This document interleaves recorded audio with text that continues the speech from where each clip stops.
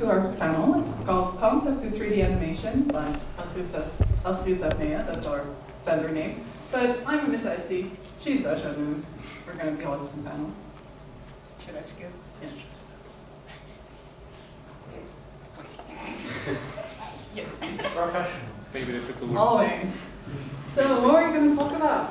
First of all, who are we and why are we here? Because maybe some people don't know us.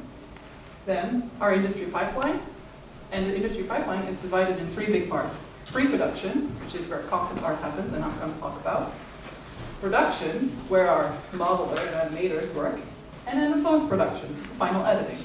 After each part, you can ask a couple of questions. And at the very end, you can ask even more questions if you want. And you might be able to try out some things in Blender or trying some concept sketches.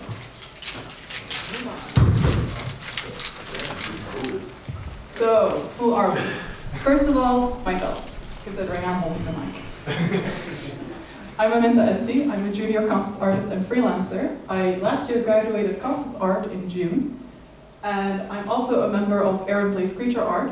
Aaron Blaze is the person who designed young Nala from The Lion King, who did co-director of Brother Bear, designed Rafa from Aladdin, so big name in the industry.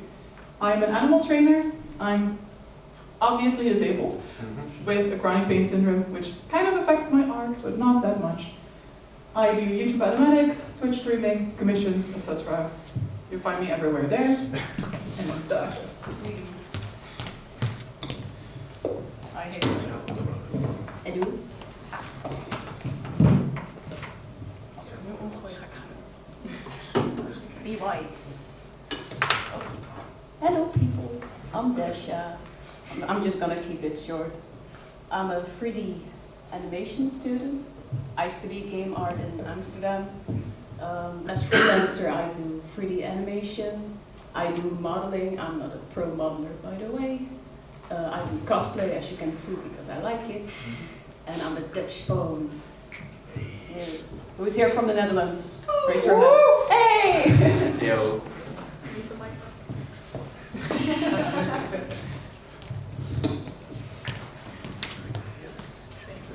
So first, a bit of my art. These 2 are 2 of my actual OCs that I created during my concept art course.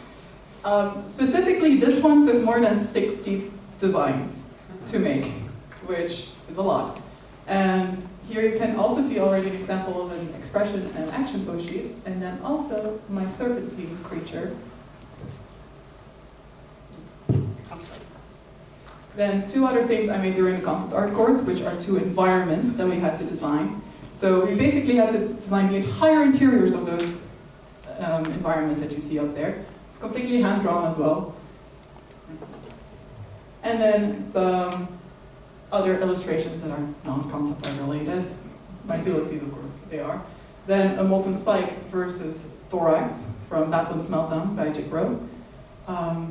A sketch for 2 of my friends, one of which is Dasha. And then bottom left is also 2 characters from Infinite Eclipse Origins, who I also write for, May and Yua, with their 2 Kodals. And then in the middle is also a animatic, Molten Spike arc finale, was also made by me. Should I play it? You can play a little bit. That might be now. Yes, that guy. Just in case. Just sort of a bit further in the video. In the middle or the last Yeah, one? somewhere there. Good. This is an older animatic though.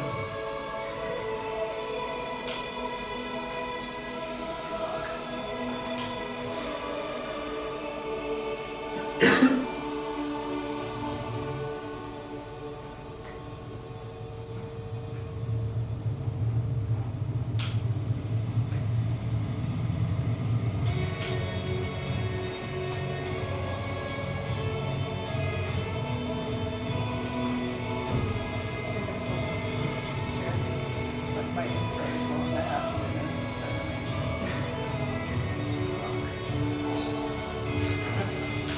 I did not design the story.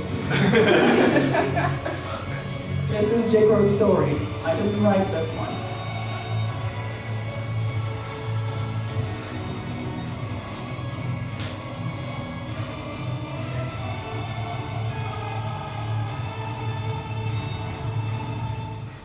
You can end it here.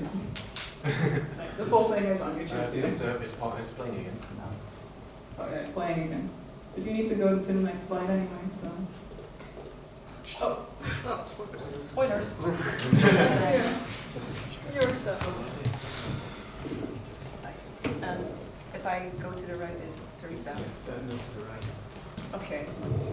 Good to know. Okay. Hello, people. I do very much, I do all kind of things, actually. I started out with Source Filmmaker. Does anyone know Source Filmmaker? Raise your hand. Nice, nice. Well, I've been doing things in Source Filmmaker for around 8 years.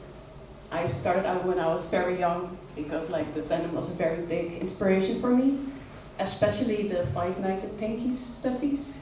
I think you all know that too. Yeah. Well, I'm a big fan of it too, so I made a couple of animations about it too.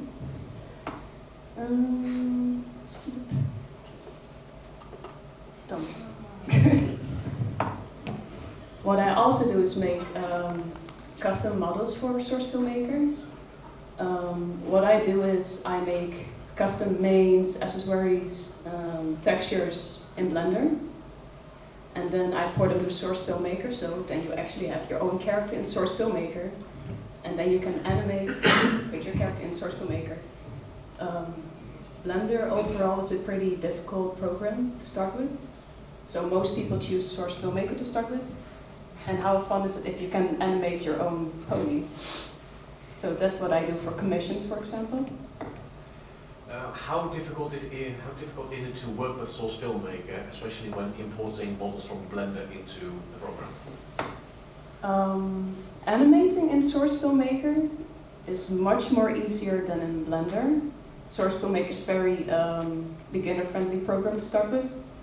So that's why I started with it too, because Blender was not really an option for me yet, when I was around 12. And porting stuff from Blender to Source Filmmaker is a pain in the ass, so to say. It's not really fun, but if you can do it, it's okay. So yes.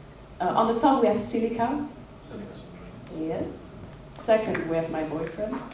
And third, we have Amy, but it's her older version of her pony.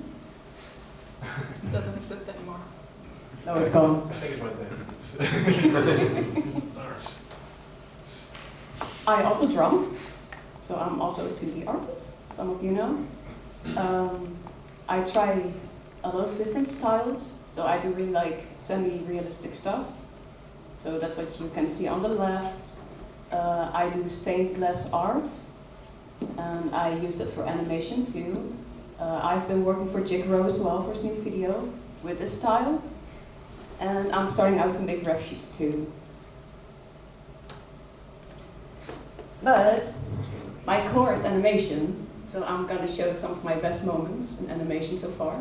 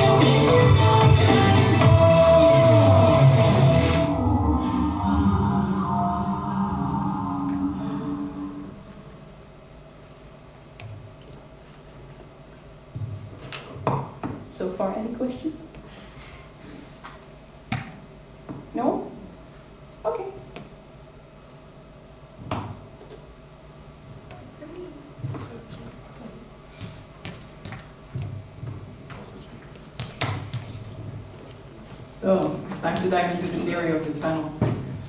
We're starting with our industry pipeline. I don't know if anyone has any experience in how animation works in the industry, for example, for big movies like Disney.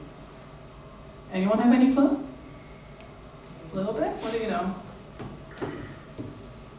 Basic story, the basic flow that's illustrated there. Storyboarding, animatic. Yeah, so indeed, we start with a story. So someone has an idea, they're like, oh, I have an idea for this character. Or I have an idea for this story. What they do then is they write that idea out. They make it into a script, and they show it to investors. Because you, of course, need to get money to make your movie, sadly enough. It would be so much easier if you didn't need them. Once we have investors, we move on to storyboarding. Once you have a storyboard, you actually make some parts more detailed into an animatic. Again, for the investors, so they know you're actually doing something with their money. Then we go over into designing. Designing is a part where concept art takes place, and we create all these characters that this person has thought of. So, for example, in the movie Moana, we had to create Moana, we had to create Te Fiti, we had to create Maui, because they didn't exist yet, well, aside from in folklore. Then we go over into production, once our design has been done. There we have layout and R&D for the ones working with the animatic, and then we have our modeling team, texturing team, rigging and setup, and our animation that happens. After the animation, we also add VFX, lighting, and re-render it. Once that is finally done, which is usually the largest part of making a movie, we go over into compositing. Because you don't render moving images, you render still images, and you need to put them all together. That's compositing. And then we go over to 2D VFX or motion graphics, if you have those in your movie. Most actually do. And then color correction, because movies don't always look good if you just get them out of your program. Colors get very muddy, and that's where we need to correct the colors. And then we finally have our movie at the end. Can I ask a very small question? Where do you guys think concept artists work in this entire industry pipeline? Anyone have an idea? Yes? Pre-production. That's one of the parts, yes. I would say probably after the script was made and there was some storyboards made, but maybe before the storyboards, because for me storyboarding is when you try to make the, for example, how each scene is going to be shot or something, so the characters have to exist before that. So I would say maybe before that, but after the scenes and ideas were validated by the investors. That's indeed also a part where concept artists come in. Basically, concept artists come in every part of the production. Funnily enough, we didn't expect that at first. So we come in indeed before the storyboard, like you said, because we need to know, the storyboard artists need to know what a character looks like. It doesn't need to be completely done yet, but it needs to know the basis. Then we show back up in design, because we still need to design everything. Then we go back in the modeling part, because we need to talk with our modelers, because if we make a mistake, they need to fix it. But they need to ask us, like, hey, what did you do? Why did you mess this up? This doesn't work. No, we have to be like, oh, we wanted to make this. Oops. Then we come back in lighting, because we're also in the visual development team. And we come back in color correction. That's usually the parts where concept artists come. We can move over. We're starting in the pre-production. Which is my biggest part, because I'm gonna be mostly quiet once we get to production, don't worry, then it's her stuff. So, pre-production time, what do we do in there? It's basically the planning phase of a project, like we already mentioned. We conceptualize the idea and we write all the initial documents needed. Most of the paperwork happens here. So, planning, we write, we get a producer, we get a director, and we get a production manager. Then we do research about the project, because if we're, for example, working with a culture, we need to know the culture, and we need to make sure that we write it correctly. And in the research, our lead artist and art director come and play, because they need to make sure that every reference they get for their artist is correct. Then we go into exploration, and that's where our concept artists and storyboarders and color scriptors come into play. And if you have a game, it's the game and level designer, the lead programmer, the audio designer, and the programmer. Move over. That's back. This was a script we made for our very little animation we did for this panel, because we did not have a lot of time to make a full 1-minute animation. We have 30 seconds. The script is mostly correct to industry standards. We have the text in bold here is exterior lakeshore at sunset. That's how they say, where does the scene take place? The big blocks of text are what is happening at that exact moment on the screen. And then we have our middle parts. They have to be in the middle and big because it's for the dialogues. So if someone who reads the script, because they're a voice actor, they need to immediately know where they need to talk. They can't just read through 10 pages of text before they know, oh, I need to talk here. That's why it's in the middle. Then my specialty, the thing I had to study for a couple of years, concept art. We have 4 distinct phases in concept art. Define, research, design, and refine. I'll be going into each of these for the things. But in define, we analyze our assignment. What do I need to design? Who do I need to design for? Because can someone give me an example of why you would need to design things differently for different people? Anyone know an example of that?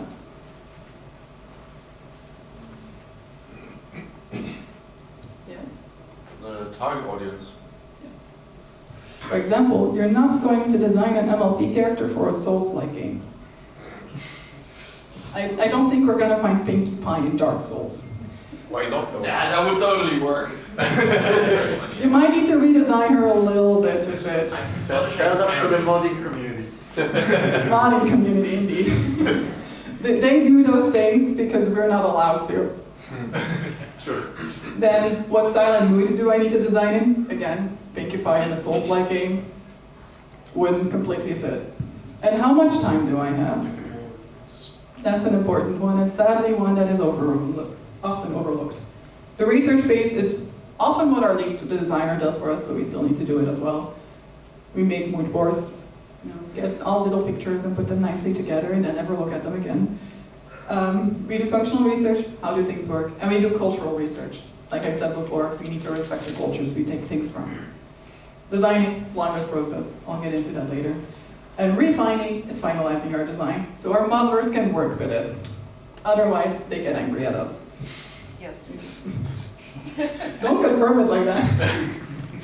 So, define. For this specific animation, we first wanted to look which characters, because I had to kind of redesign the character to fit in the animation. We had like an entire list of characters, which you can see there. We narrowed it down to Celestia, Luna, Tempest Shadow, and Sunset Shimmer. Celestia and Luna were out because of the wings would need too much time to model. Tempest fell out because of her armor would take too much time to model. So Sunset was left over, and Sunset was chosen. My time frame, before today. Wait, no, she would kill me. Before summer. She still needed to design the thing that she still needed to model the thing that I designed. So if I only had it in today, I would be dead. It's nice to have your reference before I work. True. The final product, I had to keep in mind, it's a 3D animation. I will design differently than for a 2D animation. So I had to talk with my modeler about what was doable. Can I give them wings, for example? The answer was no. And the style was also decided by my modeler to see what was doable. That's cool. So here was the little mood board I got from my 3D artist, from Dasha. The thing on the left. The thing on the left. So I got that, and I got pointers. And then on the right, we have Sunset Shimmer in the actual show. Because of course, if I'm designing Sunset Shimmer, I need to know what she looks like. Can we move on? Designing time, the longest process. First, we had to look at the different heads that I could draw. So my notes that I got from Dasha were, she had to have a short snout, and I had to base it on the examples I was given. Not a lot to work with. Chibi. But I still tried. So I made 5 different head designs. Each of these had to be drawn within 5 minutes. That's a basic thing for thumbnails. You need to try and draw your thumbnail within 5 minutes. We chose 2. There's a question. Oh, there's a question? Yes. I usually associate thumbnails with like video previews. What exactly do you mean thumbnails? Or are you getting to that later? Yes, basically thumbnails or concept sketches. We don't really use the term concept sketches because it's too long. The reason why we say thumbnails is because we need to be able to design it. Originally it came from actually your nail of your tongue. Now we don't really use it anymore because we're not drawing on our thumbs. Basically, the reason why it's a thumbnail is because it has to be clear what we're drawing, even if it's small. And we have to draw it very fast. So we are not allowed to go into a lot of detail at the start. And if you have only a small canvas to work with, you can't go into a lot of detail. While if you have, for example, an entire stage to fill, you can fill it with a lot more detail than if you have to draw on your thumb. Which is why it's ended up being called thumbnails. Thank you. Any more questions? We can move on to the next one. The next one is very short. I had to have a very simple board shape, and I didn't get to add details, so this was very boring for me. I didn't get to play with the horns, so I It was just... easy It was easy, that is true, but it was also boring. for you. Okay, move on to the next one. Then we had body shapes. My notes that I got from her again, simple shapes, simple legs, boobs. That was everything I got. And I was like, wow, what do you mean simple? Because that's different for everyone. Some people might think a normal horse's leg is simpler to draw than a My Little Pony leg. Because where the hell does this leg bend? No one knows, they're rubber. Magic, yes, I guess. So I made 5 different types, again, each one within 5 minutes. And Dasha chose number 2 and number 4. Funnily enough, 4 doesn't have hooves. That was one of the requirements. She still chose 4, so sometimes I'm allowed to break the rules. Then I took all the ones she gave. She only said with number 2, I had to change the ears. Was the only thing I had to change there. And I had to start combining them. I had, again, 6 different designs combined, just to see what works here, because you can design all the things separate and you can put them together and you get Discord. Quite literally. Discord was made to look like that on purpose. Sunset wasn't supposed to look like a Discord, so it had to all work together. We ended up going with number 5 here, because that one worked the best. And then I went on to a very important thing for the ponies, is their hair. Yes. And considering Sunset Shimmer has a lot of hairstyles in the human world, but only one in the pony world, I took a lot of inspiration from the human hairstyles. So I made 8 different ones here, and I told Dasha, choose 2. She chose 4. She chose 4, 5, 6, and 7, and then told me, how would they look from the front? So, me being the good concept artist, I drew them from the front. All 4 of them, even though I said 2. We ended up going with number 6, which was inspired by one of her hairstyles in the short Where They Forget Their Memories, where she loses her memories with Wildflower. And this one is a bit weird. We normally make color iterations for characters because we need to figure out what colors they are going to have. Sunset Shimmer already has colors. I could have made color iterations for that. However, we had an evil version of Sunset Shimmer in this little animation. So I got to make little color iterations for that one. That's one of the reasons I put it in there. So 4 and 6 are based on her evil version in the human world that we saw in the first Equestria Girls movie. 5, 7, and 8 were based on the color Dasha had chosen for the magic of the evil one. 1 was just a darker version of base Sunset. 2 was just black and white, because why not, it's a shadow. And then 3 was my own input, and that ended up actually being chosen, so I'm happy about that. And I was basically making it as if it was an actual living shadow with just eyes. It's the most evil one. That is true, that's why I made it. And now we have our final designs. First, the normal Sunset Shimmer. This is the final design of normal Sunset Shimmer in this animation. And then we have our evil counterpart. Behold. It's basically the same, just another color. I was not allowed to make design changes for the evil one. It's too much work, apparently. I didn't get to choose that. Spare me, please. No. So, refine, the last part of my part. Well, if we don't count the storyboard. I had to make sure that my 3D artist had everything she needed. So with turnaround, action poses, and expressions. We first have our turnaround. Wait, does anyone see an issue with this turnaround? Too much hair. True. Okay, you can answer, Joe? I'm not sure, like, I don't think the main is supposed to be symmetrical, but on the left and right side, then like the main just, oh no, wait, the different next. Okay, my bad. It's okay, don't worry. We have a part of her body that is completely covered that my 3D artist cannot model. Wait. Yeah. So, you can go over to the next one. I removed the tail. She couldn't see her butt. She couldn't see it. She couldn't model it. So I had to remove the tail in the turnaround. I still had to have it there. I still had to have an option with the tail because otherwise she couldn't model the tail. But I also had to have an option without it because otherwise she couldn't model the body. So It was difficult, the butt discussion. we had an entire discussion about the bus because there was an issue with the turnaround towards the thing. But that's her part. She's going to talk about that. And then we have an action poses and expressions sheet. This is important for our 3D artists because they need to know, once they get to rigging, where do these legs bend? Again, ponies are hard for that. You don't have clear joints in these legs. So the 3D artist is like, where in this rubber leg do I need to bend? An action pose shows that. Because, for example, in the top, you can see her jumping. Her legs are bended. 3D artist now knows, I need to bend at that point. Same for the hair. It wasn't one blob, it was 3 very distinct strands. 3D artist needs to know that. It's kind of visible on a turnaround, even more visible when the hair is flying around. And for the face, it's, they need to be able to express themselves, and sometimes you can have problems where when you animate something, definitely a herbivore, like a horse, and you suddenly make the mouth go all the way back here. That is not how a normal mouth works. And that is why we make expression sheets, to avoid that happens. Because otherwise you get a carnivorous horse.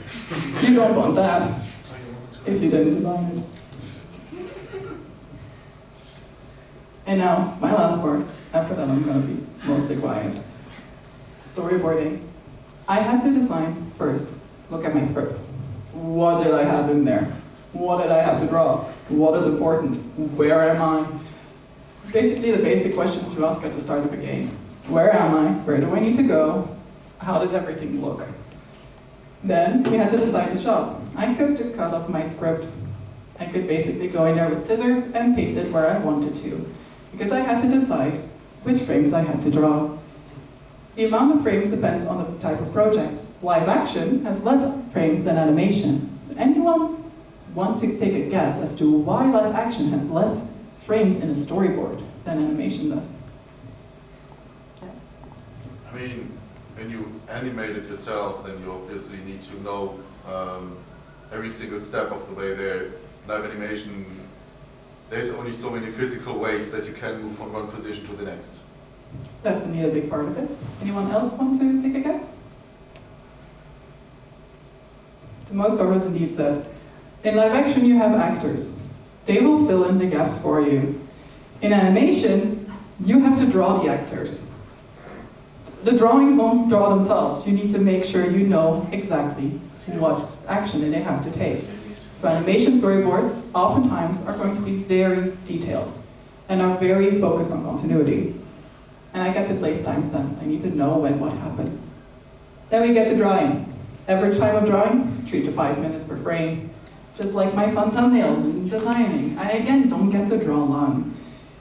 But I have to draw a lot, because oftentimes animation frames can go to 60 frames for like a 1-minute animation. Or like 60 frames for 2 minutes, depending on how detailed it has to be. Again, more detail actually goes in live action frames, because you need to make sure that everyone knows their spot. Less in animation, because that gets filled in by your animators. They move things around to make it work for them. There are many animation errors that actually end up making it in the final movie because we didn't have to worry about that in storyboarding. Then an animation storyboard, again, importance is on composition and continuity. Because our animators need to know where is everything, how does everything move. Because otherwise they cannot animate. Otherwise they have to animate in a blank screen. And then refine, again, this is mostly for the people that need to pay us. We make some animatics from it, we check our consistency, and we make sure there are no abrupt camera changes unless the script calls for it. Because otherwise, our viewers get headaches. I don't know if there's any time you guys had a movie where suddenly the camera keeps flipping 180 degrees within like one scene, constantly. Usually it doesn't happen if the movie is good quality. If it's not good quality, it happens, and you get headaches, and you get confused as to where everything is. That fault usually lies with the storyboard artists, sadly, no. Again, our script, we can go over to that. And now we have our cut-up script with the storyboard. So, as you can see, this is an official layout for professional storyboards. We have below every frame, we have a little description that comes out of the script. Above every frame, we have which scene is it in, and what board is it. That board is basically counted in seconds. So, the first 5 seconds is that first frame. After that, we have the second frame for 2 seconds. And so we move on. This can go up to a lot of boards and to a lot of frames, depending on how long your animation is. This one is of course not long, so if you go to next page, you see it stops up there. If this was a 1 minute one, it would go a lot longer. And I would probably need to fill like 10 slides with these storyboards. Now I said, luckily, didn't have to do that, so less work for me. Yay. But, so every one of these frames, again, is very small. Basically, think again about the thumbnail. That was also how it was done with old animation, like old Disney movies, the 2D animation Disney movies from the 90s. They actually had original thumbnails, actually as small as your thumbnail. That's how some of their thumbnails looked. That was how small it was. And that's also where the word came from. You can go on. And now we have our storyboard on music. It's a little spoiler if it wants to work. Oh. Aw, it doesn't want to work. Oh well. You'll see it at the end. Don't worry. No spoilers. No spoilers. The PowerPoint says no spoilers. I'm sorry. That's not up to me. Oh, I lied. Sorry. Color scripting is still here. I keep forgetting about that part of my job. Color scripting is coloring in our storyboards. Basically, we make color keys and color keys together with a color script. Why do we need to make this? First of all, our animators need to know what kind of lighting they need. They need to know if it's at sunset, what type of sunset is it, what type of colors does the sunset have. And so it's a step after the storyboard. And it's also setting the mood. I don't know if you guys ever noticed, a sad scene in a movie, what color does it get? Blue indeed. A happy scene. Bright yellow colors. That is done by color scripting. That's because colors often are associated with emotions. And then a color script is actually all of these color keys together, and you basically already have your movie. Just very bad quality and very low frame rate. So it gives a clear view of the entire script in color, and you can see the changes in mood in different parts of the animation. We can go on. Oh. So here are the different color keys I made. I only made 3 because it's a 30-second animation. I can't really make the entire storyboard in color. That would be a big spoiler. So I just made 3. The first time Evil Sunset shows up, and then their fight at the end, where hope blossoms a little bit for normal sunset again. So that one is still bright. And you can move on, and that's all 3 on this side. Of course, this doesn't show much because it's 30 seconds. There's not a lot of mood changes. So we're going to look at a movie example. And I took the movie, Over the Moon, that is on Netflix. Mostly because their color script was public. I couldn't really steal it out of a book. We have 2 different parts of the thing. This is an entire script of almost the entire movie. This is not all their color frames, but it's a lot of them. And you can really clearly see moments where the main character felt down, and moments when she felt very happy. I want to ask you guys, where do you guys think she was the happiest? based on the colors. You can say like middle, top, bottom. Fifth row all the way to the right. Yes, that was one of the happiest moments because she arrived in the Moon City and she was like, oh my god, I get to meet the goddess I always believed existed and I get to prove her existence. And then let's start with the movie, and the rest is a lot darker. Yeah, she then learned that the goddess actually is also really sad. And then the part on the right is a color script from a very specific part in the movie, which is a specific song. And you again can see it. The start is just very mysterious because they don't know what is happening. They're walking into this dark room and like suddenly some lights start showing up. And then a very mysterious figure appears. It's the goddess. She starts singing. Very happy, very bright colors. Suddenly sad part in the song. All the lights go out and you suddenly have the one frame, bottom right, where just one little light shows up. Sad moment. Becomes happy again at the end. Very happy ending. That's actually what color scripts do. And it's quite important for our animation artists because they need to make sure the colors are correct. So, I'm finally done with my part of the talk. Pre-production is over. We get to go into in 3D animation and into the production. But are there any questions about this phase of the production still? Yes? Many Pixar movies recently get praised for their use of colors and stuff. So is there, are certain studios like more emphasizing on things like this versus others? Yes, indeed. Very specifically, it's very obvious in a lot of kids' movies, definitely high quality ones, like for example, Pixar is often seen as a very high quality one. They put a lot more emphasis on the color because kids, they don't understand like the very deep things yet.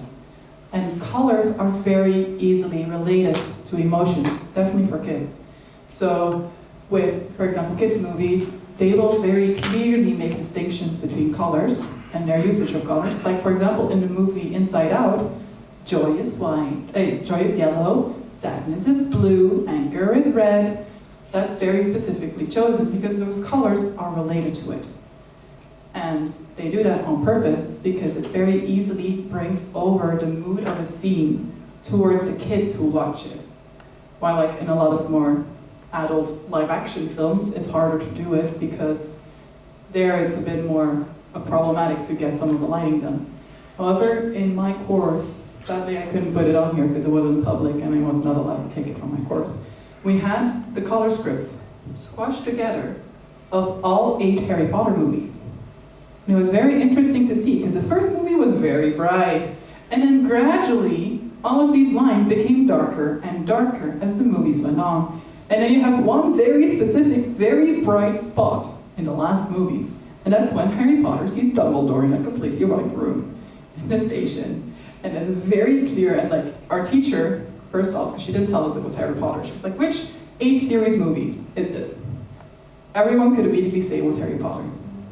Even though we couldn't see a single frame, they were all just lines. Like every frame was just turned into a line of color. We all knew it was Harry Potter because it was clearly with how the colors progressed in those movies. Yes? I think you can actually find that image on Google. I think I know what you're talking about. It's possible. I couldn't find it in time for the panel. I tried. And I had it on the PowerPoint of my teacher, but I was not allowed to take it from there. They didn't allow me to steal their stuff, even if I gave credit. Because they like had permission from somewhere else, and then they would have to ask them to get the permission. And they had a lot of, for example, Pixar examples for color scripts as well. Sadly, didn't get them. There is the book, The Art of Pixar, though, and that one has a lot of their color scripts in it. So you can find it there. Yes? Is there any big studio or something that more like disregard the color theory? Not that I know of, at least. I'm also mostly looking at animation itself, so in animation I definitely don't exactly have an example of one that disregards color theory, mostly because it's a very widely used example. There are specific movies sometimes that like go against the flow and like, for example, assign blue to happiness, but then that's very clearly inside that story, because then blue has another meaning inside the story than it does to our places here. Yes? How does this relate to My Little Pony? For example, Rainbow Dash is blue, but I've never seen her once sad. Not once. But with My Little Pony, they of course kind of based it on the older generations too, a lot of their designs, which is very fun to actually see when you look back at older designs. With them, of course, character designs partly are inspired by color theory. There are reasons why Sunset Shimmer is yellow with red, and there are reasons why Twilight Sparkle is purple. But that's a very, very detailed part, and I don't think Dasha will let me go into all of that. Sadly enough, I will get killed if I take up too much time. She has a lot of things to talk about, still about 3D. But basically, the color theory that we discuss now with color scripting is specifically for scenes in the movie. We have color design for characters, and that is mostly still related to emotions often. Rainbow Dash, one of the reasons why she's blue and the rainbow mane, because of the sky. She's very much based on the sky. The sky is blue with a rainbow in it. She's blue with rainbow mane and tail. Fluttershy is mostly pink and yellow, but very soft pastel because she is very soft and she's still kind of happy with her friend, with her little animal friends. So she has the yellow from happiness, but also from softness. And then the very light pink because she's like a bit more girly, like many would say. And she's also a bit toned down, and that shows in the pink again. So there's like, for every character, I would go into detail, but again, I have a fellow panelist. I would not be allowed to. But for every character, you can actually find why the colors are that way. The last question, or not, before I hand it over to her and she doesn't stare me down anymore. Now or never. Nobody wants to Or at fight. the end of the panel, or finally somewhere in the convention, if you still have a question and she doesn't want me to ask it. No more? Okay, then I'm gonna hand it over to her. We don't want to die either. I understand. I understand. We will kill you.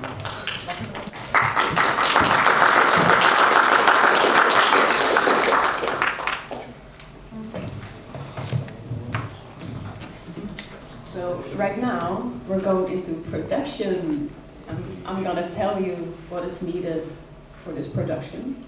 First of all, we have modeling, we have UV editing, texturing, rigging, animation, lights and special effects, and rendering.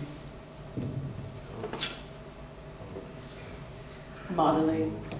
Okay, so we have two ways of modeling. I usually do box modeling. That's when you model out of an object. And that's also what I use for my ponies, because it's not very high poly, but it still looks good enough. Second, we have sculpting. Well, I think that kind of speaks for itself, because it's like clay, but in 3D, right? First of all, does anyone here have experience in Blender? 1, 2, 3, 4. Okay.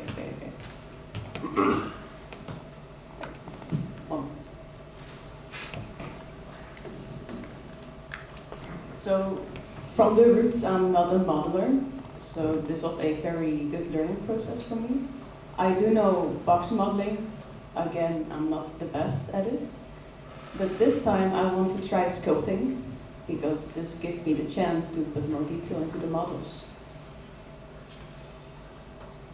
Second, retopology. Does any one of you know what it is? Tell me. I don't- Essentially, it's to make certain that if you have a model that has bad topology, you redo it, remesh it, to make certain that it has good topology. It doesn't look weird or has too many polygons or whatever. And what are better retopology for you? Endgons, something we are hammered on. Too many polygons, weird, like what's the word? Non-quads or triangles, I guess. Yeah, that's Quads are okay. Definitely okay. Non-quads, I'm saying. Not The quads, weird- yeah, the angles. When it's weird as shit, that's a good way to explain it. Yes. Anyone else? I saw a finger up there. Yeah, pretty much the same answer. You pretty much retopologize is what the word is. Make sure that the model is retopologized with new faces. and you just kind of go over the entire model polygon by polygon to just kind of go over it like, okay, well, this is like high quality. And we just put a face on it, and another face, and another face, and then you keep going and try to always keep it like a square rather than a triangle, like you said. That's correct. I call it optimization. Optimization is a really good word. Yeah. So for me, it's very important to have a good retopology. For concept artists, however, I That's don't not- care about that. so what you need for sculpting is a very high resolution of your model. So that means you probably have millions of polys in your model. What will happen if you rig this model? Very low. Your PC dies. Yes, your Blender will probably crash. And I hope your PC will not explode of this. So on the right side, we see the sculpting thingies I did. And on the left is the optimization I did. So I had to draw the quads one by one. We have add-ons in Blender, yes, that helped me a lot, but still it was pretty difficult. And let me see.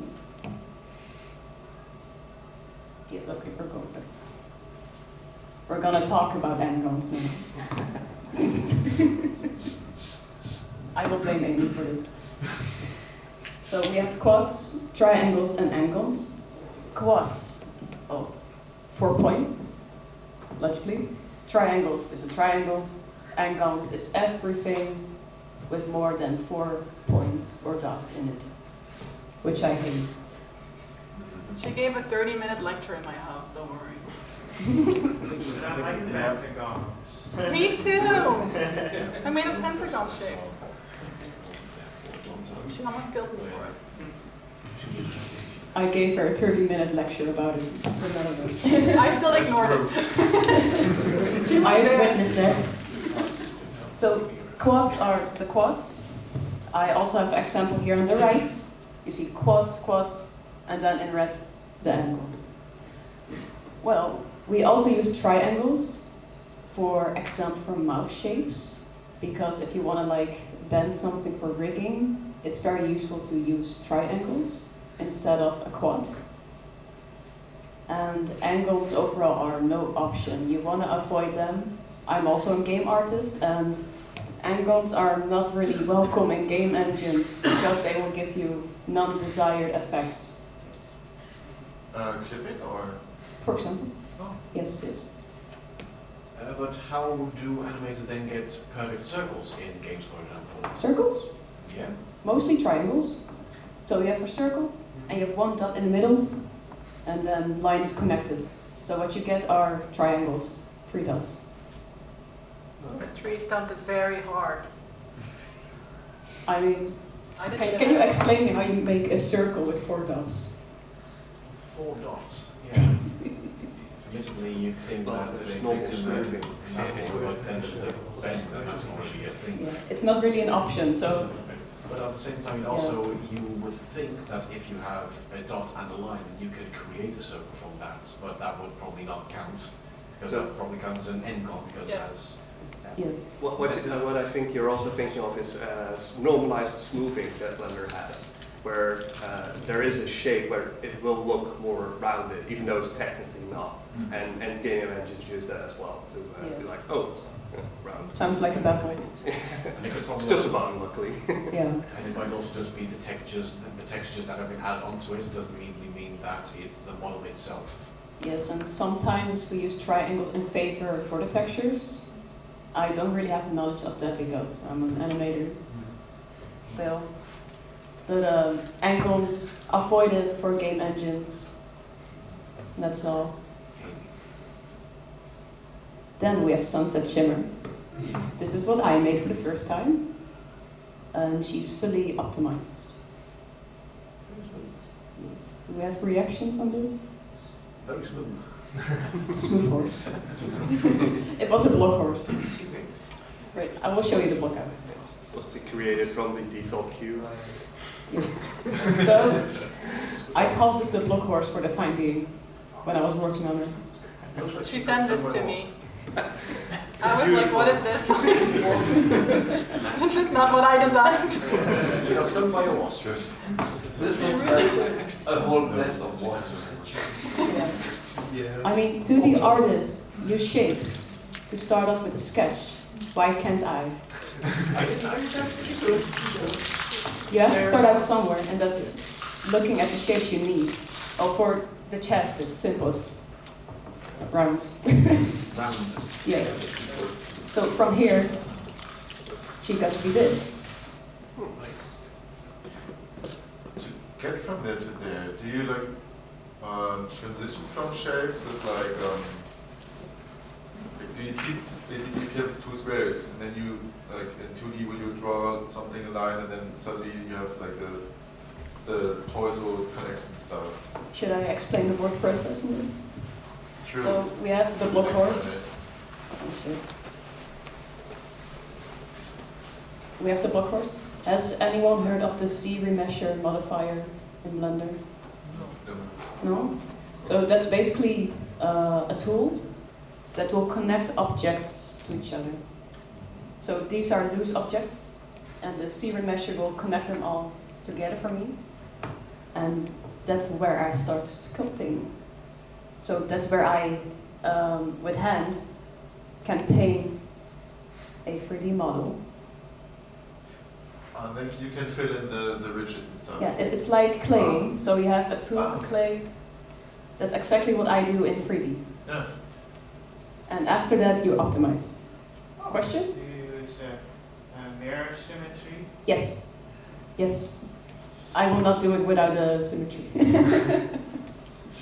That's gonna be hell. What did you say? I didn't get to use symmetry in drawing. This is different. And you complain when it's 1 pixel off. I'm very impressed with the hair already. That's Thank art. you. That have come from my experience. I speed around it in 1 day. Also, did you make the hair? How did you make the hair? Box modeling. So that's when you go from a sphere to this. I'm not gonna sculpt the mains. That's wasting of time. UVs. There was the orange coated horse on the left, but what was the horse on the right actually? That's because of the add-on, I'm sorry. The add-on? Yes. So I used a few add-ons in Blender to retopologize. I had to rush, so I cannot explain why she's orange here. I mean, it is sunset. It's sunset, yes. There's a button in Blender that says just randomize the color on a model. I tried. Oh, it's not that? No. Weird stuff happens sometimes. Yeah. Yes. It's magic. So I we got have purple UVs. Does anyone know what UVing is? Sounds like also violet. More people than I thought. Okay. Who wants to do the honor? I'm gonna pick people otherwise. Basically, you take a flat image and project it onto a 3D model. Yes. The example I always use for people who don't know what UVing are, if you have a gift, you need to like wrap it around with Wrapping paper. yeah. And what you need to do for what you need to have for UVing are the right measurements. And that's exactly what you do here. So if you fold out the paper, then you will see you will have around 5 cubes connected to each other. That's the UV you have from the outer side of your model. What we normally use to make sure the UVs are correct are checkers. These are normal in Blender, you can just put them on and then you have it. So you see a picture right up. Left is when it's wrong, right is when it's good. So you need the quads to be there, and you know you're good. Otherwise, if it's wrong, you have a chance that your textures will stretch, for example. So that's not what you want. It's not your desired outcome. So it's basically turning a 3D model to 2D to make the textures afterwards. That's why we've seen those strange textures where a face all roll out or something because it's Yes. just flat that is later put on that model. Yes. Has anyone seen the Eurovision Festival this year? Yes, okay. So do we all know Joost Klein? Okay, so there's a moment in this set, then you look onto the ground and you see his face, right? Yes. That's completely folded out. You can see it like that it's a UV. That is fully folded out. UVs of human faces are scary. Yes. I mean, just fall right in the head. You know things. What does UV stand for? That's a good one. Good question. Doesn't actually stand for anything. Universal. No. I always thought that this was just because U and V are next to each other and they are the U axis and the V axis. Pretty much that, yeah. UV doesn't stand for anything, it's just X, Y in different coordinate systems. Indeed. Yeah, it didn't really got explained to me what it stands for, just what it is and what it's good for. I only know ultraviolet. That's for that. He has UV, if he has technology, he has UVW perhaps? I was gonna guess that it's unwrapped because it's wrapped texture, but it's unwrapped. But then again, it's not spelled that. So. That's like it is really just two letters on the alphabet. Yeah. Same as X and Y. U and V are basically in standards for X and Y. Yeah. I just don't remember what they are called, but it's essentially U and Y, X and Y. Yeah, we don't know. So I'm in art school, Yeah. Yeah. and UVing is the worst part. Everyone hates this part. I like it. Some like it, well, it's good for you. Yes. That's okay. So if you specialize in UVing, I'm sure you get a job. I didn't Everyone see hates These it. concepts are. In our end concept, it becomes very funny when we try and unwrap. You can't have angles in your UV. It works. It's not good. Imagine this next slide is just no. No. She almost put that in. How about now? Almost. I still have access to the PowerPoint. I can move stuff. I'm trying not to be mean. You're succeeding. Yes. So we have the textures. It was very simple, so forgive me for this. We have textures and materials. Does anyone know the difference between them? There is a difference. Yeah, the textures go onto the material, and the material decides how it's rendered out. Yeah. One defines the color, the other the texture. Yeah, so there are a lot of options for textures. Because we have bound maps, we have normal maps. I will not go into that. Just for the sake. Textures are colors. These colors you use for your model. You gave the example of a gift earlier, so the material would be the box and the textures would be the wrapping paper. Yeah, exactly. The colors. So the material also influences how the reflection angle and stuff? I just wanted to explain what materials were. Okay. Yes. So again, textures are colors, and materials is how light falls onto your object. So it can be your roughness. If you have my gloves, for example, they are very shiny, but not a table. Those are decided by your materials. Very clear difference. Metallic, plastic. Indeed. Light hits very differently on top of it. Oh, that's one thing. So this would be a different material than this part. How light is reflected off of the. How does light react on your object? Yeah. Also, again, because your wheels can't pass, sorry. Then we have rigging. We have a mesh. That's sunset. But she needs bones to move. So what we're gonna do is we're gonna give her bones. Does this look complex to you all? Pretty logical. Just to make sure for me it looks easy. Yeah, it's really just understanding that those are just the points that have to, the focus, basically. Yeah. Because It's like we have bones and you connect them. and you give them names, obviously. So a little tip, if you want to symmetrize or mirror. For example, you have the left side of the model, then you write forearm.L. And in the end, you have an option to symmetrize. If you do that, it will recognize the .L and mirrors it to the other side and makes it .R. Oh, that's clever. Nice, yeah. Yeah, smart. So with asymmetrical things like the mane and tail, that isn't possible, I think. Yeah, that's why you don't symmetrize them. Yeah. It is possible, it's just gonna be garbage. It's gonna look very confusing. Something Yeah. having air wiggle around. So then we have weight painting. Our object is not connected to our bones yet. So we have to fix that. I didn't put any examples in this, so I will just search it up.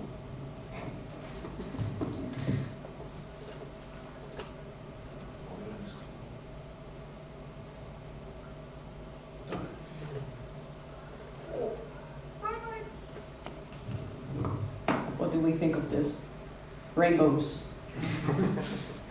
Yeah. Okay.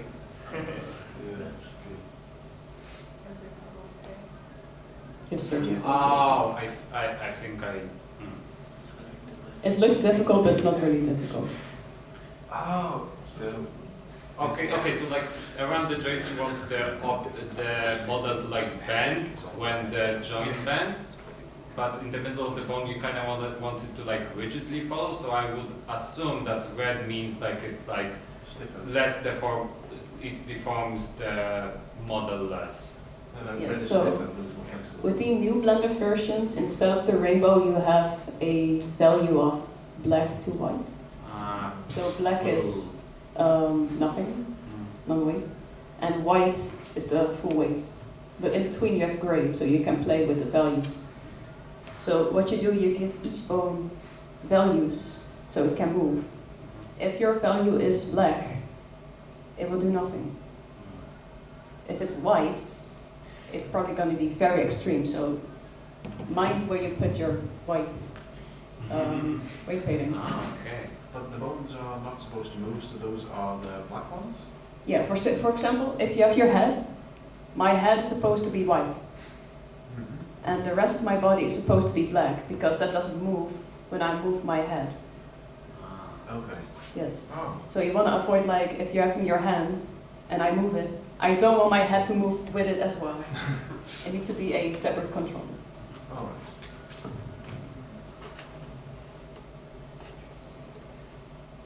I will go think. I will start with the IK and FK. Do you guys know what it is? You? Yeah. Yeah? Done some robotics. Yeah. It's inverse kinematics and forward kinematics. Very easy. Example. FK is when you rotate, then you rotate. For example, IK, you have this in Source Filmmaker too, so I know some of you know about it. If you do set an IK on your hand, and you pick it up with your mouse and move it around, this will happen. But if you have FK, you can do this. And if you then take off, it transforms the arm, then you'll rip the arm off. That's not gonna happen when you use IKs. If I may, I heard it explained as forward kinematics is you start at the source and then from there you go to the elbow and the hand to figure out how the arm is. But inverse is you start with the hand and then figure out where the rest of the things are. Yeah. So if you're holding something, then it doesn't have to figure out where your elbow is because that just gets put into position because of the IK. Yeah, so IKs are mostly used when you touch something.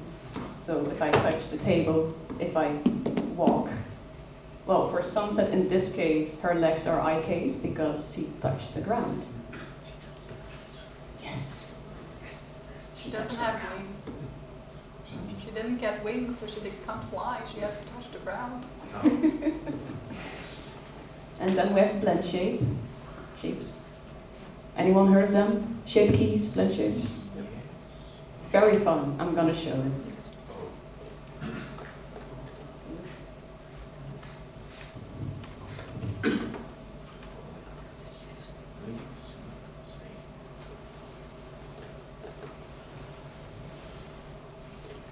So we have sunset here, and I made some blend shapes. So you have a value from 0 to 1. 0 is nothing. 1 is your action. So if I choose to do 0 to 1, she will be angry. And I can animate this too. It's for that purpose.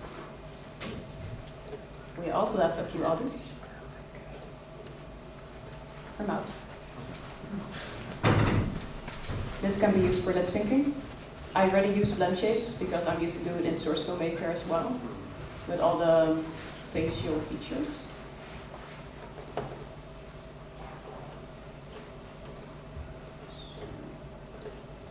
For her eyes, I made something different. I learned this in school, and it's pretty cool. That's a bone. Yes, much bones. So if I move this, both eyes will follow this bone, whatever happens. Nice. Yeah. But if I decide to twist this one So they get muffins. Yeah. and take the middle, it will still do this. Yeah. So this is very easy if you want to look at an object. So if something is down, then she would just look down. Not too much.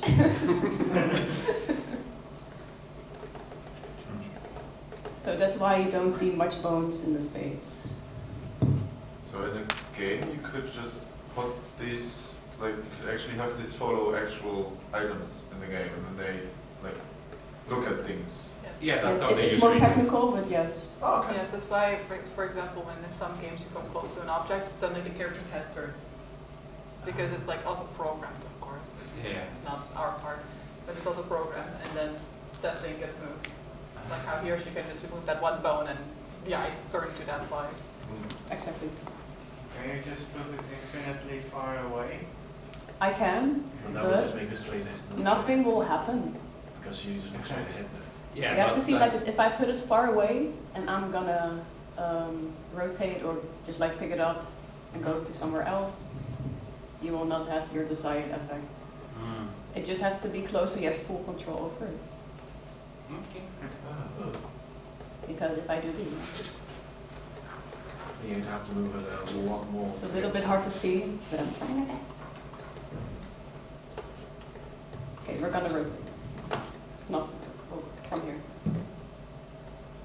It's going so much slower. Yeah. This is not efficient. Yeah, This but will this only is slow me again down. where programmers can play around with it because it now for a programmer it's trivially easy for some like character to follow something with its eyes. You just put the bone where the object is and it just will follow. Indeed.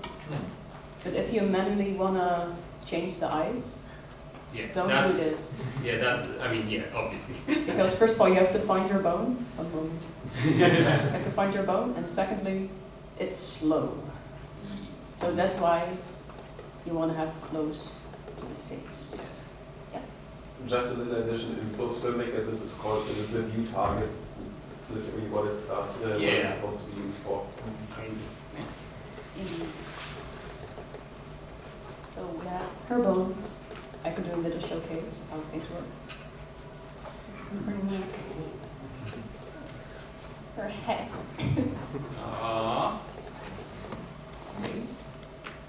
Yeah. Ponytail. And all the bones beneath that. Yeah. Like I said earlier, if I didn't show her that those ponytails move separately, she would not have put a bone in each one of those ponytails. Then we have the eye case. This is We're also gonna move. Do you see what happened? Why is there a bone, like, sticking to the weird? It's not perfect. Oh. But if I want to do this here, oh, it's only rotating. That's called FK. Okay. This is IK. Ah. Yeah. Do you all get the difference? Okay, Just, we're going back to the history. Animation! Yes. Let me get the final. Spoilers? Spoilers. So, we use keys for animating. You all guys know what keyframes are, I hope. Yes. So, if we want to go a step further, we have the Just- graph editor. Just a matter of perspective, really. So, we have the graph editor, and these are curves, animation curves. This is how you can easily make fade in or fade out. So you can have it linear, and then it will have a constant speed. Or you decide, hey, I want to have this object begin fast and then slow, without any keyframes in between. Smart. Hmm? Yeah. Horizon 2D animator. Yes, I'm trying to explain it easy. No, it's easy. I'm just saying Horizon 2D animator because we have to draw each one of those frames. Yes. Because it's 3D, so you have different axes. So there's a chance on every axis, if you have like moved the character very randomly, you can have animation curves on the Y axis, X and Z. even though there's only two to work with in 2D. Yes. I picked a few principles of animation. I don't have time to explain them all, but these are like the ones I like to use. Anticipation, does anyone know what it is? It's like the movement before the movement. Yeah, it's an action before the action. So, to explain simply, if you want to throw a ball, you're not just going to do this. You want to do this. That's anticipation. Showing what you're going to do. Then we have secondary action. This fits perfectly for the hair, for example. If you have wind blowing in your hair, then you see it's going like this, right? If you have multiple bones, they will react on each other. So the first one goes this. A second later, the other one will continue with the move. So on, so on. So then you see you have secondary actions in your animation. And you will see it soon, because I used it. Okay, so then we have the scene. Amy built the environment for me. I wasn't allowed to use endguns. No endguns. The only rule. That was literally the only rule she gave me. It was like, you make the environment because of time constraint, but no endguns. That made it take a lot longer for me. I wonder why. It was finished on time, so I'm happy. Yeah. So there are several things we want to use to make a scene a scene. A camera, because you need a camera to make shots. Very, very obvious. Lights. Well, we got the skylight. Huh? It's good enough. Blender can create light on its own. So it has a system for skylight. And that's an option where you can lift the sun up and down. So you have the different phases of the day.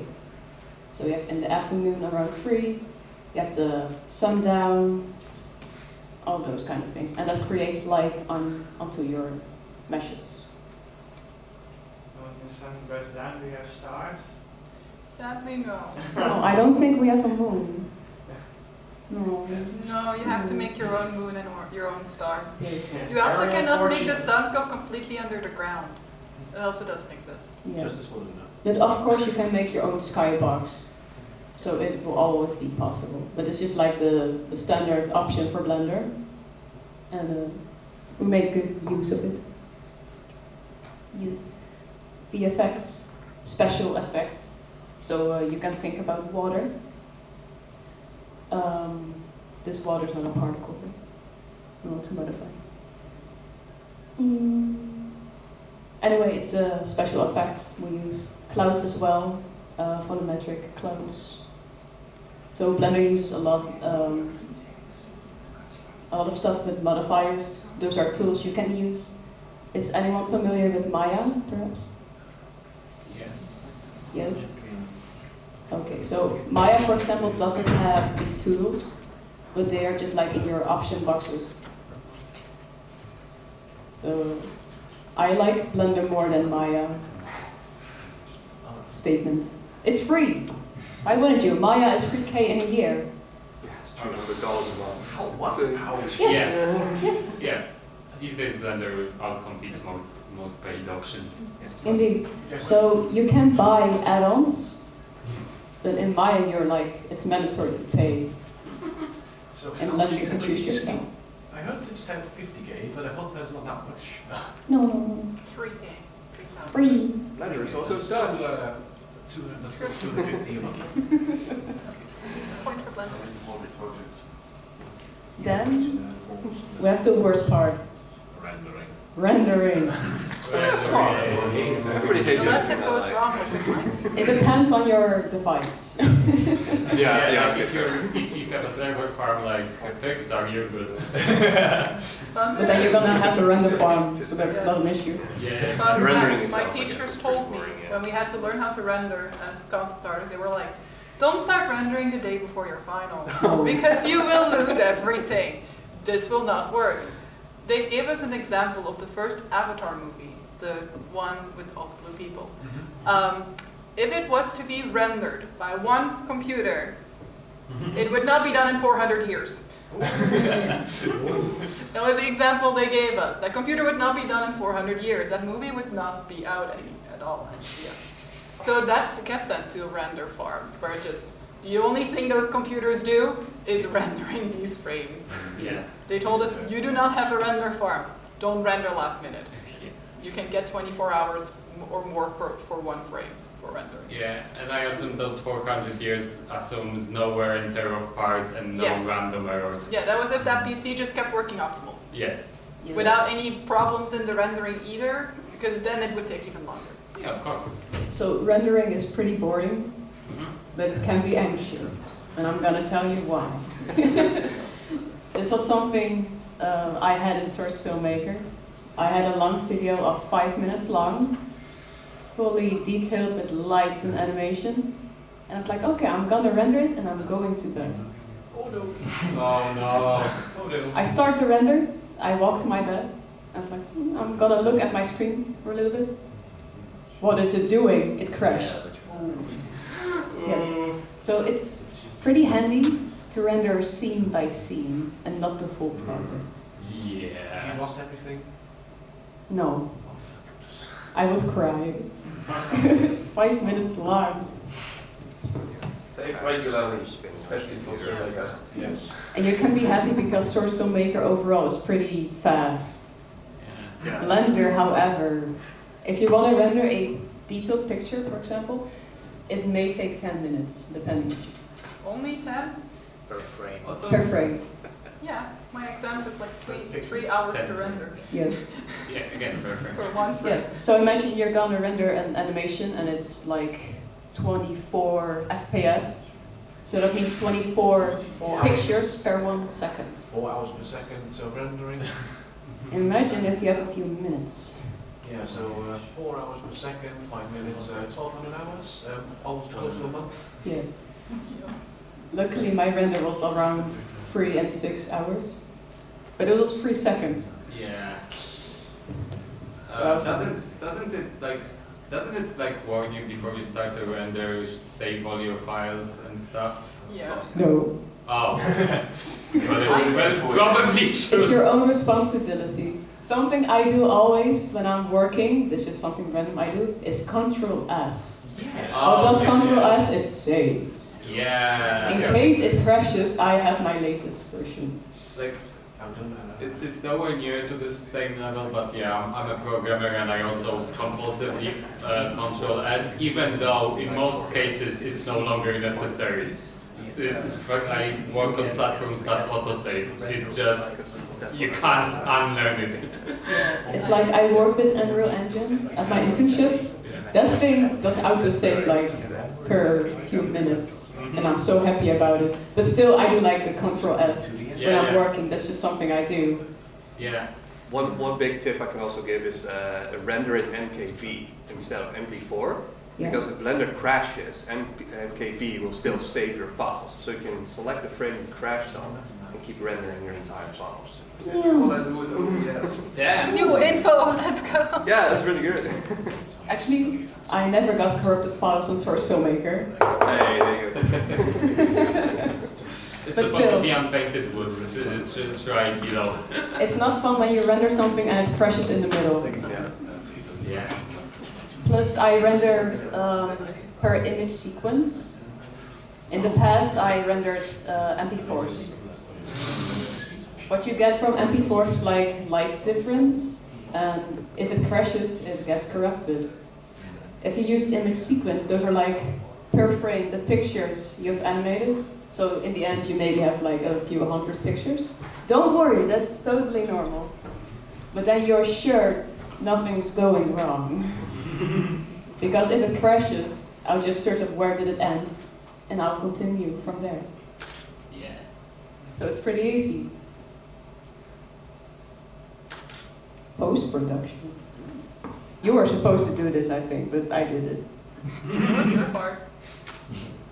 So I rendered the animation of sunset. I took it to my Filmora X because I used that. I will go to DaVinci style, but DaVinci Resolve. DaVinci is up. Yeah, Yeah, yeah. that's the editing software. Yes, I think that's a better program. But for now, it's Filmora. So I do color correcting. So we look at a picture, and left is your render, and right is what you can have when you edit it. What do you rather have? Right, yes. Slight difference. The pretty colors below. The rainbows! Yay! Rainbow! I mean, it depends on the context, right? Yep. I mean, it depends on the context, right? I mean, you can always use color correction. No, I mean, which image would be better? Like, if it was like cloudy day, probably left would make more sense. But that's like what you're going for. Yeah. So that's your preference or your desire to have. Or what your script tells you to, or your color script tells you to do. That's where they come in. So this is also a learning thingy for me, because for years I believed color grading was too much added. So I believed it was kind of fake. It felt fake to me. But color grading is actually pretty normal in the process. So it's nothing to worry about. It's not overkill. It's just something you do to correct, color correcting. That's what it stands for. So feel comfortable with color correcting and your edits. Do we want to see the final product? Yes. Yeah.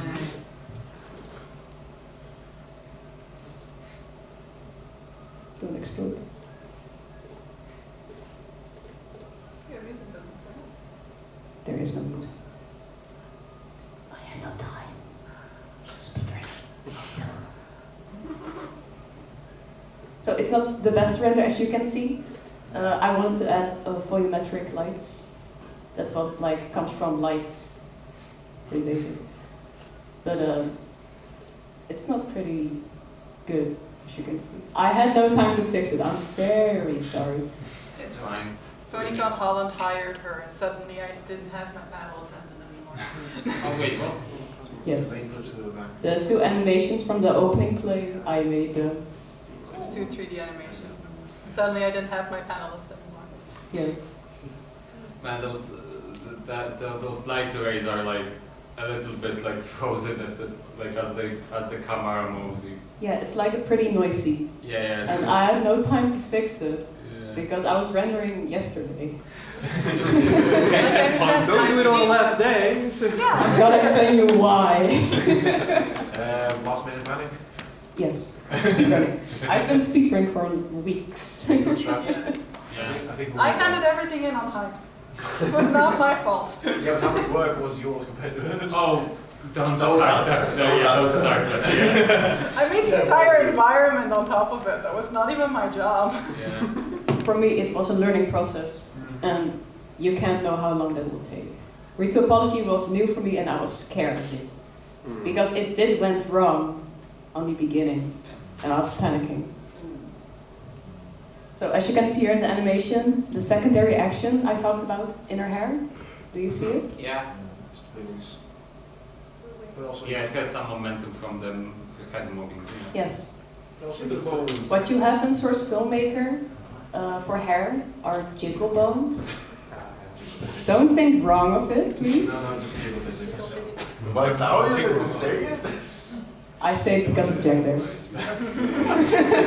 Just the fish. It seems so small. So the pro of it is like if you animate a Source Filmmaker and you move the head of your pony in animation, your hair will react on it because it has jiggle bones. It's made to go with you. In this case, I did it by hand. I prefer that, but it takes more time. So it's more like, what do you want? How much time do you have? And do you want to render a day before convention? Yes. I will explain it. Don't worry, I called her out too. Wait, does Amy has nothing to say because there was a learning process for me and I had to learn to model. Yeah, but she had to do twice the hairstyles. Yes! And I had to make an environment without endguns. She was like, can I help you? Yes. Can you apologize for me? No. What do you want? I had 2 months of Blender. It took time to learn retopology, okay?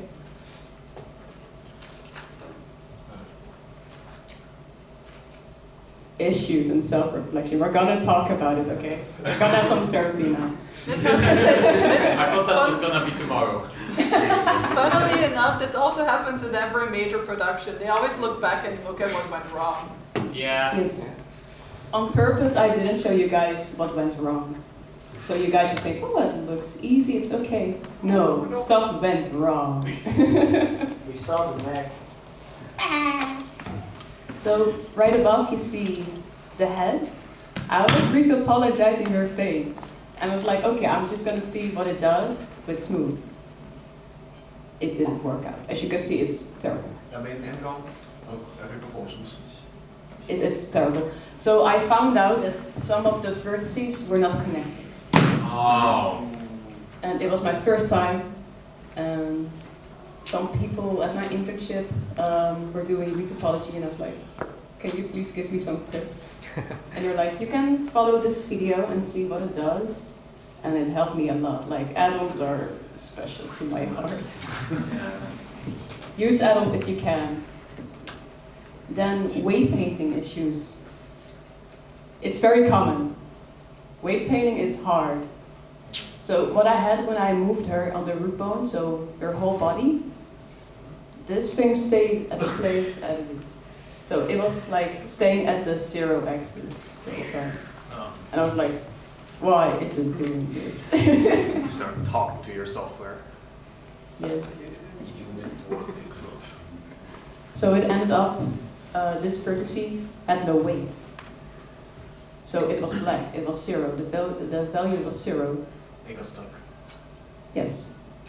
So I had to find out to which bone do you belong. Then I weight painted it again and it disappeared, luckily. Then something else, Amy made the environment and we had to share it. So she sent me through email the environment without the textures. So then what you get is like, right below, it's pink. Why is it pink? Well, that means it's textureless. Yeah, pink and black box. Yes. Normally it's like black purple, that means it's textureless. Yeah. Pink as well, it's similar. So I asked Amy, can you resend me this file with the textures? Yes. Okay, I got it. Why is it so yellow? That was not on my side, funnily enough. Because the earlier thing you saw from the environment, that was how it looked on my side. She opened it and it turned yellow. I couldn't fix it on my PC. However, when I shared this to my laptop, it disappeared. Oh. still don't know why it happened. I mean, I got purple spears, so. Yes. Very special. Those who know Blender will get to freak out about my Blender messes later, if you want to go check them out. Before you tried sharing it, did you try closing the program and opening it back up again? Because I think that's what Mike had done. It just kind of failed, like some failed load, some corrupted cache, something like that. I've tried. Oh, then it's more mysterious than that. Yes. So I didn't have time to fix it. I had to set priorities. As an artist, I was doing this whole pipeline of the production, okay, all alone. Yeah. So at some point, I was learning retopology. It's new to me. It took a few weeks. So after a while, I realized I also have a few weeks left for the con.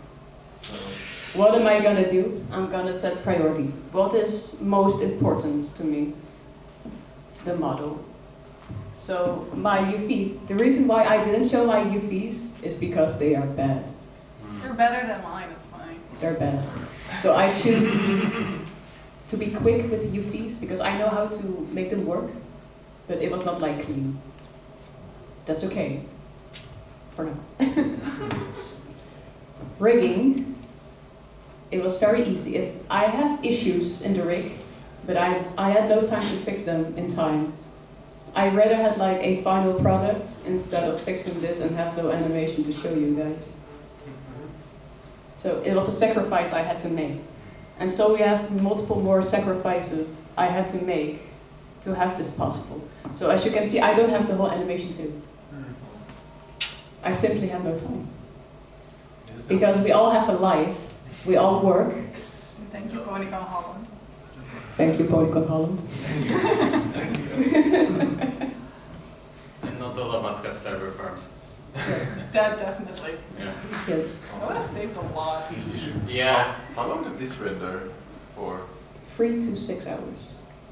Can you hire Or 5 seconds. For those 5 seconds, it's 3 to 6 hours. And then imagine what the 30-second animation would be. That would be 18 to 36 or something. Depending how detailed it is. Ah. Like you can edit your render settings too. I just did something simple to make sure it was fast because I knew I don't have 48 hours. I don't want to sacrifice that. Clever. Yes, so you have to make priorities. I also do an internship, 8 hours per day and 3 hours of travel. I'm dead when I'm back, but I still have to work on this. So then you have to decide, what And do I do? PonyCon Holland. And PonyCon Holland at last minute. But you have to make priorities. Yes. Even if your schedule is good, you have to make priorities. What is most important? So that's the lesson I want to bring you all. This even happens in big animations. Yes. Many times when a movie suddenly gets pushed back, it's because something went wrong and they couldn't fix it in time. So Yeah. they were like, oh no. And there's this thing very much known in, specifically I know it from 2D animation, where a month before the animation is supposed to be done, suddenly they're hiring a lot of animators. Wonder why? Deadline crunch. This happens in all of the big productions, every time a month before. And some stuff you can't postpone. Yep. So that's why you have to make priorities. What is more important? So that's my reason why I don't have a full animation, but still have one shot. Because I still want to show you all how the process is. It was a beautiful animation. Yeah, Thank you. It's simple, but it shows how.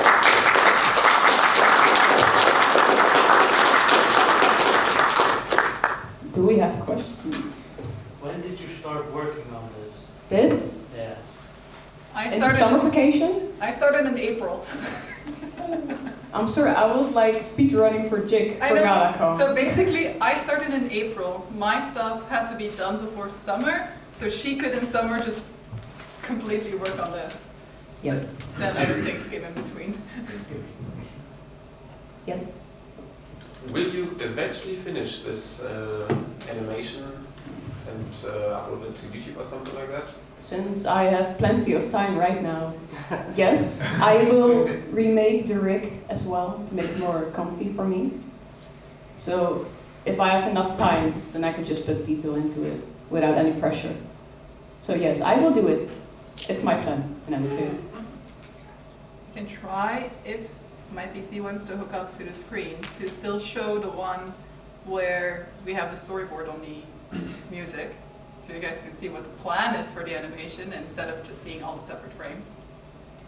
But then we need to hook my PC up because for some reason the PowerPoint decided no spoilers.